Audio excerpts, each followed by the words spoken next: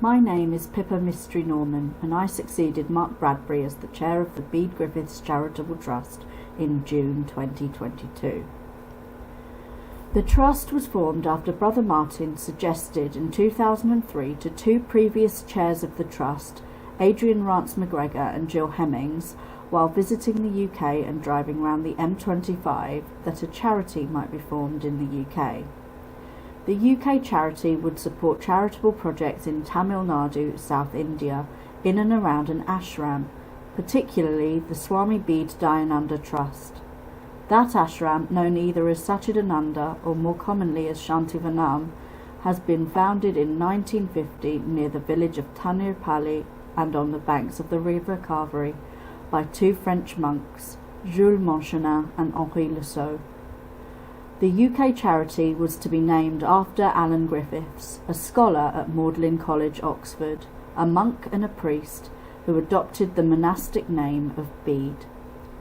He had gone to India in 1955 to find the other half of his soul, and moved to Shantivanam in 1968. He succeeded Jules Monchenin and Henri Lesseau as its spiritual leader. Father Bede became well known, travelling the world, writing and speaking. He lived at Shantivanam for 25 years and died there in 1993 following a stroke. Brother Martin was at Shantivanam while Father Bede lived there. He followed Father Bede's legacy and is now very well known as a teacher, travelling the world like Father Bede and normally visiting the UK, France and Spain once a year. So the Bede Griffiths Charitable Trust was formed in 2003 and was registered with the Charity Commission on the 28th of September 2004. Initially, it supported the charitable works of Shantivanam, its sister ashram Ananda, and the Swami Bede Dayananda Trust. The trust began to provide significant support in 2007 to a school in Inningur, later called the Timothy Pruss Memorial School, following one of the annual visits by Chigwell School in Essex. Although the trust continues to be small, there is no doubt that none of those involved in its formation over 20 years ago believed that it would have an impact as great as it has done.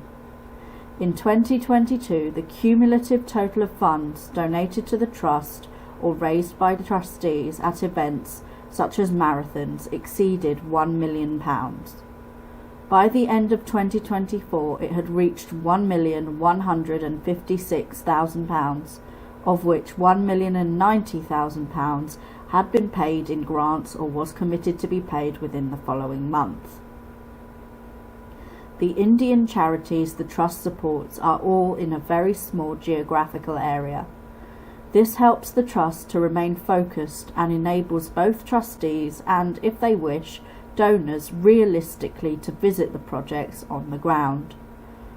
Only around 1% of the Trust's income is spent on raising funds and on the Trust governance, so that 99% is available for making grants to the projects where it is needed, mostly in providing education and in helping the old and the young of poor families.